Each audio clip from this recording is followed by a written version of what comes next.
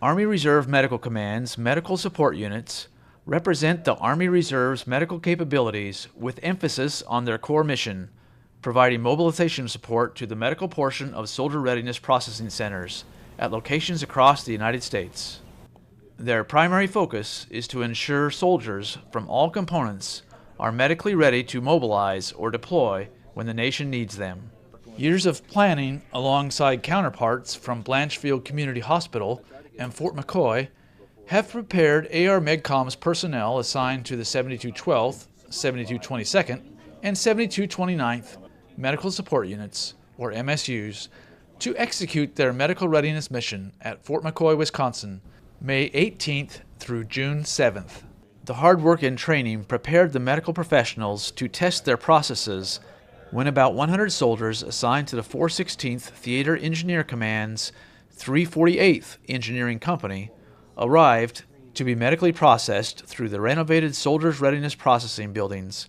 Processed soldiers received available services including vaccinations, audio screenings, eye exams, and one last look at their teeth to include x-rays. The final step for soldiers to complete the process was talking to a healthcare provider to see if their medical status was current and accurate. Everybody that I've talked to is very passionate about the mission because I'm putting real-world soldiers through to do a real-world mission. So that is one of the best things that I've ever gotten to do within my time in the military. With the successful processing of the full engineering company in a single day, the medical support units were able to confirm their system for processing soldiers is a good one. So far, out of all the SRPs we've done, this has been the most efficiently ran SRP that we've done. Everything seems to be running smooth and fast with very little bottlenecks. The active component must be able to rapidly expand mobilization operations in order to support combatant commanders' contingency plans. Rapid expansion requires the use of reserve component forces to support mobilization operations through Mobile Force Generation Installations, or MFGIs. AR-MEDCOM is at the forefront of this process, charged with providing the medical professionals needed for Soldiers Readiness Processing and troop medical clinic operations at locations throughout the United States. I wish I could count the number of hours that have gone into planning for this and training for this and rehearsing for this. I'm extremely confident that our group will handle 100 soldiers without blinking an eye. Again, the question is on the strategic level, what if it was 500 soldiers? What if it was 800 soldiers? So the other groups that are coming on board are there if we should have a surge like that, but then we need to make sure this mission is enduring.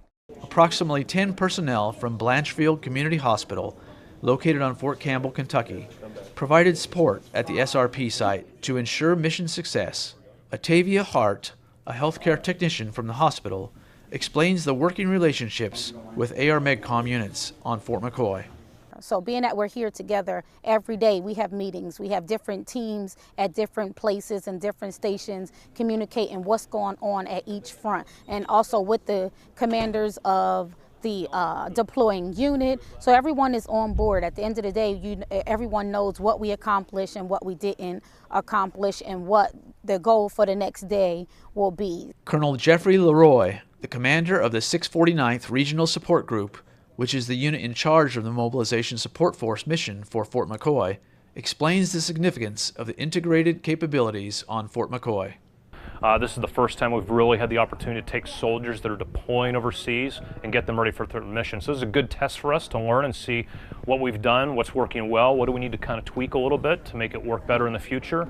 And this will be a great opportunity for the soldiers here to not only do their mission, to set our brothers and sisters up for success, but also to make sure we're ready for any future operations and missions that the Army gives us. In the end, readiness of the individual soldier ensures readiness of the unit, which is critical for the success of the Army's missions. Sergeant Roy Johnston, an eye care specialist from the 7212th, wants no soldier left behind.